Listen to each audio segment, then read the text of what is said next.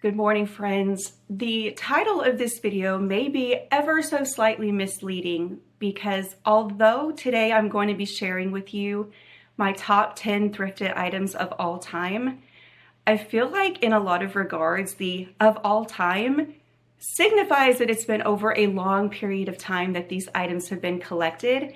And in actuality, I've really only been a serious thrifter for maybe the past 3 or 4 years. I didn't grow up in a family of thrifters. My parents didn't really do it. My grandparents, who were my style icons, my maternal grandparents, they were not secondhand shoppers either. The majority of the items that I have in our home that came from them were all purchased brand new, with the exception of a couple of pieces that were passed down within my grandma's family. You may be wondering to yourself then, how on earth did I even become a thrift store shopper? Did I do it because it was just trendy? Or what was my motivation? And the simple answer is that when my parents passed away, I then was able to collect a lot of these items from my grandparents' home that I loved so much and incorporate them into our own home. And in the beginning, that was our home in North Texas. And I had adopted the farmhouse style in that house because that was just kind of what everybody did out there. I wasn't really being my own authentic self, to be honest there. I kind of did what everybody else was doing when it came to Joanna Gaines' look, the shiplap. I really tried to go with that modern farmhouse vibe. And then as I was starting to incorporate these beautiful items from my grandparents' home, I started to realize that they didn't really go together the way that I had thought they would, or the way I had kind of hoped they would. So that led me to realizing that I loved these items more than I loved the farmhouse style, but I didn't have the budget to just go out and buy a bunch of really beautiful traditional classic pieces brand new. So I needed to come up with an alternative way of starting to style our home in more of a style that felt more authentic to me, but without breaking the bank. One of my very best friends, who may be watching right now, was and is a lifelong thrift store shopper. It has been something that has been passed down to her within her family. And I learned from her that there were so many amazing deals to be had and great items to find out in thrift stores. And so I started slowly trying it out, testing the waters. And the first several times I went, really didn't find many things, but over the course of this last 3 or 4 years, I have really found some incredible pieces, some that I believe are handmade, some that are very vintage, and some with even significant historical, how should I say this, that are important to the history of the world, if you will. So I thought it would be fun today to just share some of those items with you. They're not going to be in any particular order, except I will save my very favorite one for last. So if this sounds like something you might be interested in, I would love for you to stick around. So before I get to item number 1, I do want to say that there are certain pieces that right off the top of my head, I don't remember exactly what I paid for them, because it has been in some cases a couple of years since I got them. But I am going to do my best during the editing process to go back through some of these old thrifting videos and get you the prices and put that here on the screen. The very first piece that is on my top 10 list is this beautiful pitcher and wash bowl. This was a Goodwill find, and to the best of my knowledge, I believe that this is handmade. There was even this note on the bottom of the wash bowl that said, "From my dearest Sue." So this had been a gift that somebody had received from Sue, and I thought it was just precious. I loved the shape of the bowl. It has a very sort of, I don't know, scalloped detail. It's just beautiful. And then the pitcher has this painted detail on it. I loved the shape of this. And then on the bottom, it did say Jaw Lynn Ceramics, 1969, from Peculiar, Missouri. And I do believe that when I first made this video that I had somebody comment that they were familiar with this particular ceramics maker. So I thought that was really neat. But this is absolutely one of my all-time favorite thrifted finds.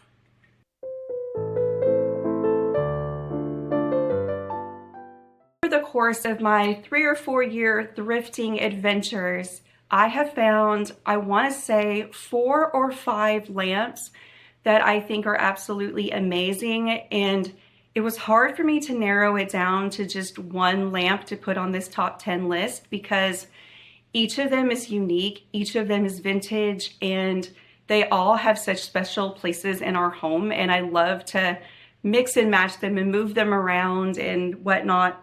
But the one that ended up making this list for me was this mercury glass lamp with this metal base. When I purchased it, I do remember doing a Google lens on it and figuring out that it should have had a milk glass dome on the top of it, but that was missing when I purchased it. And I have continued to look for a globe that I could put on it, but I really haven't found one yet. So my alternative was that I ended up purchasing this kind of diamond patterned light bulb, if you will. I really don't know any other way to describe it. I had found it on Amazon. So I had figured that if it didn't have the milk glass dome and I was going to have a light bulb exposed, I wanted it to be a really pretty light bulb. And so I ended up with this one. I ended up making a cord cover to hide the kind of ugly, dirty cord that it came with. But my favorite detail is this little key that turns it on and off. I just love this piece. It is one of my absolute favorite thrifted finds to date. And I'm always looking for more of these mercury glass, or amber glass. I'm sorry. I don't know why I keep saying mercury glass. These amber glass pieces, because I think they give so much warmth. When I first showed this in a thrift haul video, I had somebody comment to me that I could put fairy lights inside because it's open underneath here, and I could illuminate the inside of the globe as well, or the inside of the base as well, which I thought was a lovely idea. I've yet to do that, but I still think that that's something I may do at some point. But I just thought that this was such a beautiful piece. And that is what I love so much about thrifting now, is that I'm able to find these beautiful pieces that are so unique to my home that, sure, other people have them around the country, I'm sure, because they were mass produced at one point, but they're not something that you regularly see out there. And so if somebody were to come to my home, there is a good chance that they've never seen a lamp like this at all, or if they have, it's probably going to give them a memory of a grandparent's home or an aunt's home, or it's going to bring something nostalgic to mind for them. And that's one of the things I love so much about thrifting.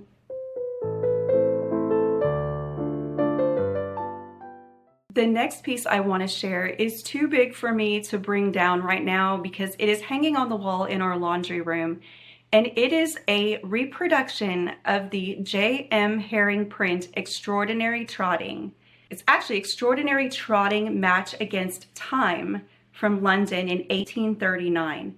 So what I see in the description says, this match made against time for 100 pounds in which Mr. Burke of Hereford, notoriety, undertook to drive 2 horses in the same vehicle alternately 45 miles in 3 successive hours, was decided on Tuesday, June 15th, 1839, over 5 miles on Sunbury Common from the Staines End to the 5 Mile Stone towards Hampton, which was completed in 2 hours, 55.5 minutes.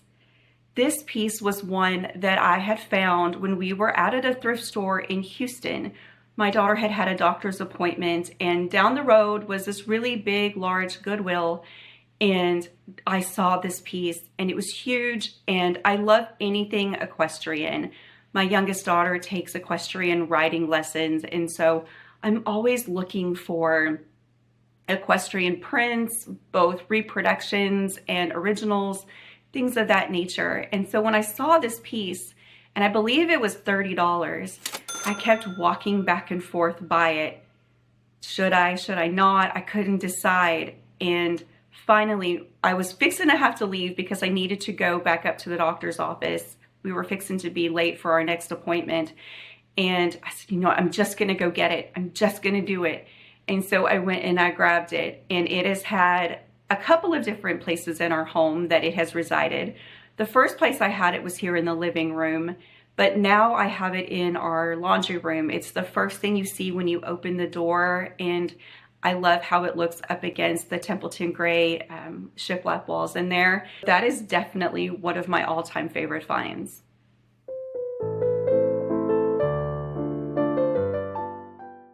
Over the course of the last 3 or 4 years, I have probably thrifted close to 15 to 20 different frames of all varying sizes.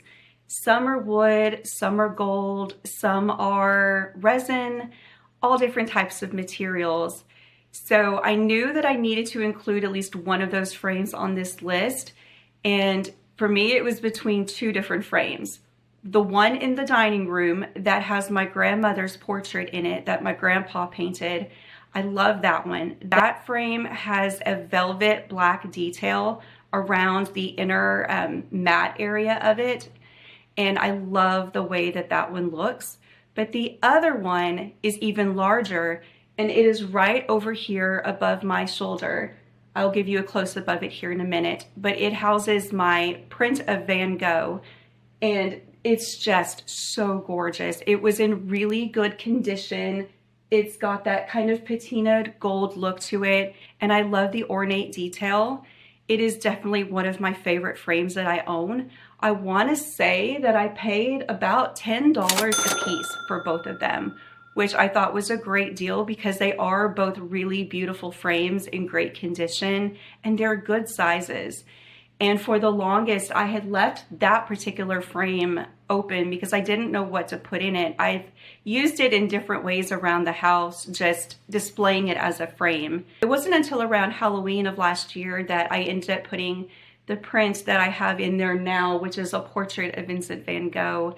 And I love it there. I think it brings such a beautiful classic detail into the space. And it's something that I think I'm going to end up leaving out all year long, even though initially it was just more for my Halloween decor. It's definitely something that I think I'm going to keep up.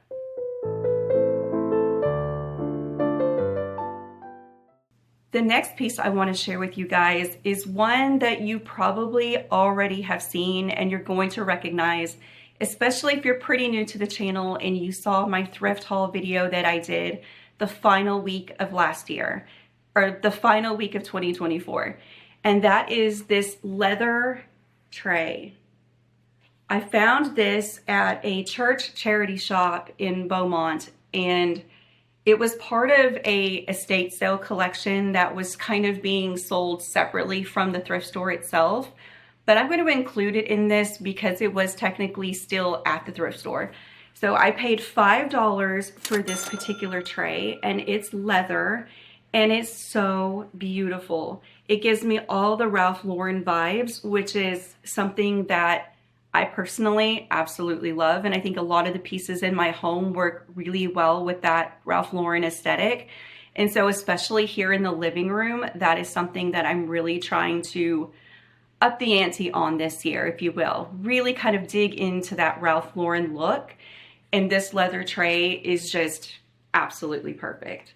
I use it on our coffee table. If you watched my video last week, you will see how I styled it there.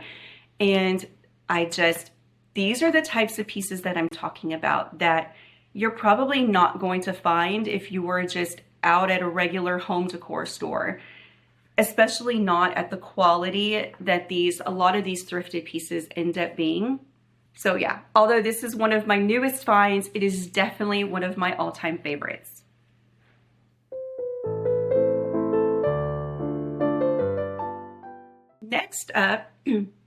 Next up is a piece that I found last year and I shared in one of my thrift hauls, and that is this print of Abraham Lincoln. I found this at a Goodwill probably mid to early 2024.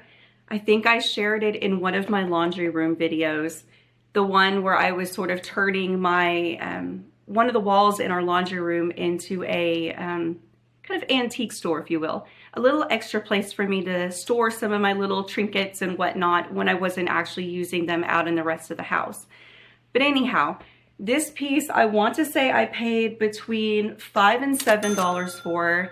And like I said, if I can go and find it in the previous video, I will go ahead and put the price up over here. But I love this piece so much. I believe this one would have been taken before he was president, of course, while he was an attorney. Or maybe while he was serving in the, was he a senator? Or he was a congressman. I think he was a congressman from Illinois. So I love this one. It says photographed about 1860 by Hessler in Chicago. Engraved by T. Johnson from the original negative owned by George B. Ayres, Esquire, Philadelphia. And then it has his signature. But it's matted and in this beautiful wood frame. And currently I'm using it in our kitchen on our counter. But this is a piece that I absolutely love. Anything with historical significance is something that I'm always looking for. When I was a kid, Abraham Lincoln was always one of my favorite historical figures to study about. And even as an adult, he fascinates me for a plethora of reasons. But anyways, I digress. This right here is such a treasure. I love this piece so much.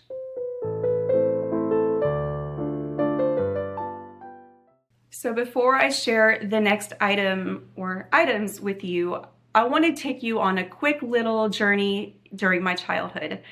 So my paternal grandparents, who I told you were my style icons and still are, they were members of a country club when I was a girl. And this country club had this beautiful dining room where we would go for Sunday brunches after church when I would go visit them. And I always felt so fancy. I would have my Shirley Temple in a really pretty, piece of stemware, and just everything about the experience made me feel so grown up and so important and sophisticated. So overlooking this dining room was this beautiful pond area. And in this pond were always dozens of beautiful swans. And my grandparents also collected these ceramic swans from, I want to say, the Franklin Mint.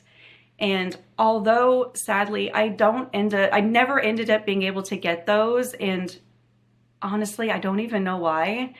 Something in me has always yearned for swans in my home. I know that may sound silly. So I have been on the lookout for the last 2 or 3 years for ceramic swans that I can collect and display in our home. And since I couldn't narrow it down between the two of these, I'm just going to go ahead and share both of them under my swan category. The first one that I ever found was this planter. They're both planters, but this is the largest one. So sadly, the day that I bought it, within about 30 minutes, I broke its neck. Yeah, not my finest thrifting moment. I'm pretty sure I had it on the seat in the back seat, and then for some reason had to slam on my brakes, and down she went and then off with her head, as the Queen of Hearts would say. But I ended up being able to glue it back together, and a lot of times I will just put a ribbon around it to kind of camouflage where I hurt her. So the price tag is still on the bottom of it, interestingly enough, and so I paid $5.99 for it. But this piece is such a beauty. It is one of my favorite pieces to decorate with, and I even noticed that last year, Liz Marie Galvan, who, if you don't follow her on Instagram, you need to. She's so inspiring. She's so authentic. She has the most beautiful style. But she also has a line of home decor products, I believe, on, I want to say it's QVC. And last year, she had this beautiful stone swan planter that was a part of one of her, I think, spring collections. It's just gorgeous. So this right here reminds me of it, just in more of a ceramic, slightly smaller ceramic version, but I just love this piece. And then the other one that I had found a little while later after that was this smaller swan planter. This one is just as beautiful. Thankfully, it is completely intact. I didn't try to decapitate it. Thank goodness for that. This one tends to stay in our bedroom for the most part. Every once in a while, I'll bring it out into the living room.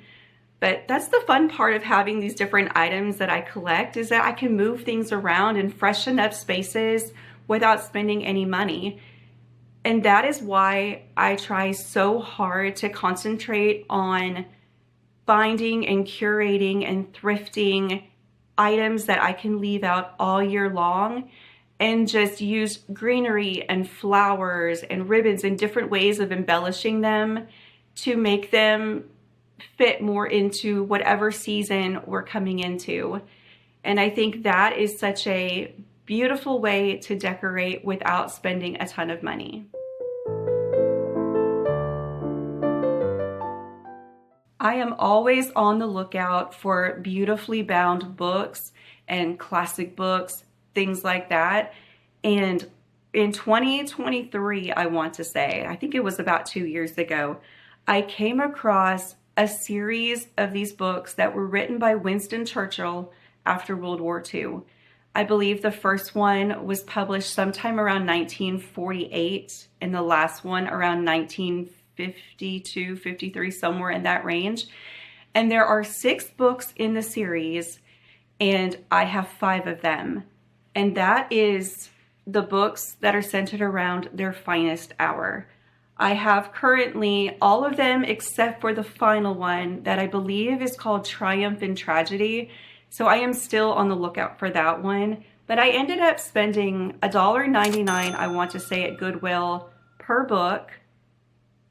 And these are just, I treasure these so much. I love the historical nature of them. World War II is something else that I've always been really interested in studying. And so when I saw these, I instantly knew that I had to have them. I thought these were such a great set of books to add to my collection. I want to say that you can buy an entire set of these on eBay, probably somewhere in the range of $50 to $60 is what I want to say I remember seeing in the past. But I thought these were just, these are such a treasure to have in my collection.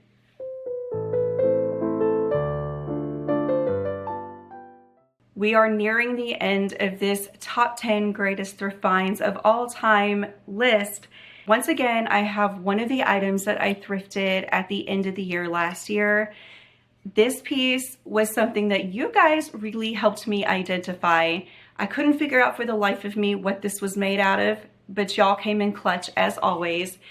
And that is this hammered aluminum bowl. This piece is stunning and I love it so much. Sorry about the lighting, guys. I am finally getting some sunlight in our living room and now it feels like it's just streaming in. So if things keep changing as far as the light levels, I'm so sorry.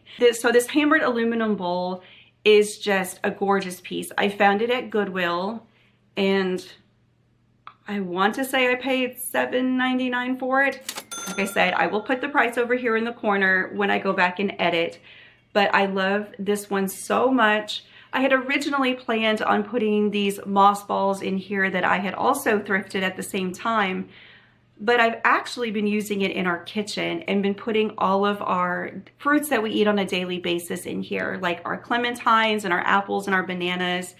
And it has been working out beautifully. And it's such a gorgeous piece.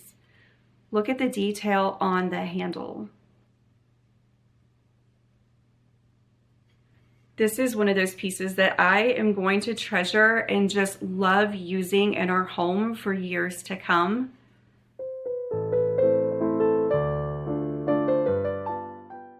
So if you've been around my channel for a while, this next piece, the final piece, my all-time favorite thrifted find of all time piece, is not going to be anything new to you. You have probably seen this piece all over our home, both in our dining room and in our living room, and it is just my absolute favorite.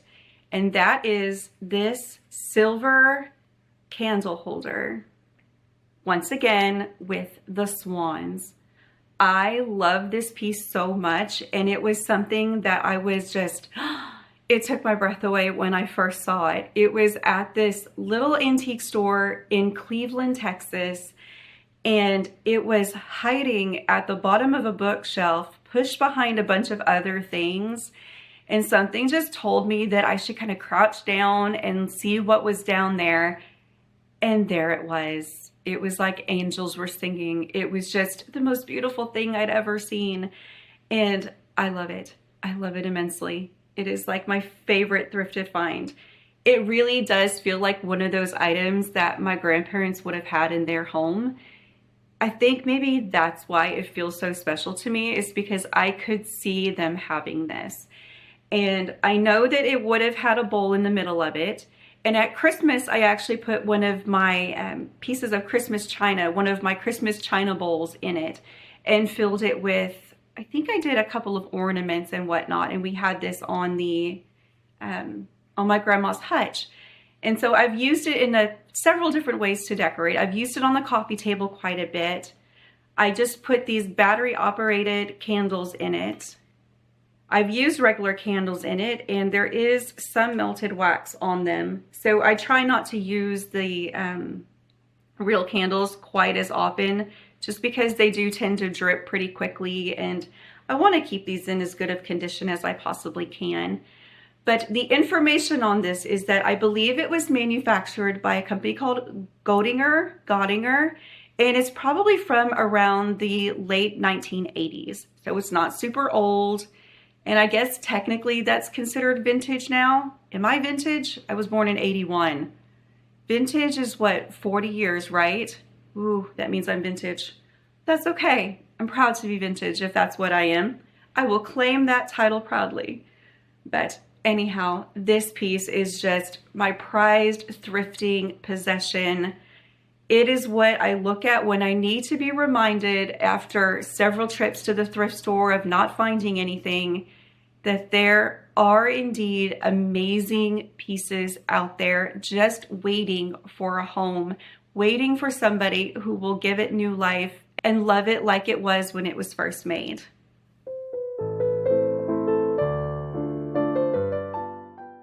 All right, my friends, that concludes this week's video. I hope y'all enjoyed this top 10 greatest thrift finds of all time video. It's a little different than what I've done before, but I thought it was a fun idea, a way for me to kind of look back at all of the items that I've thrifted over the last several years, and it really sort of inspired me and made me realize that, you know what? I have found a lot of amazing things. Lots of them that didn't even make it into the video this week, but just let this be an encouragement to you that if you're somebody who is maybe new to thrifting or on the fence about it, or maybe you're a lifelong thrifter who just really hasn't felt inspired by anything that you've seen here lately, just keep going. Eventually, those pieces, those amazing pieces that are going to be so beautiful in your home are going to find you, I promise. So anyhow, until next week, y'all, bye now.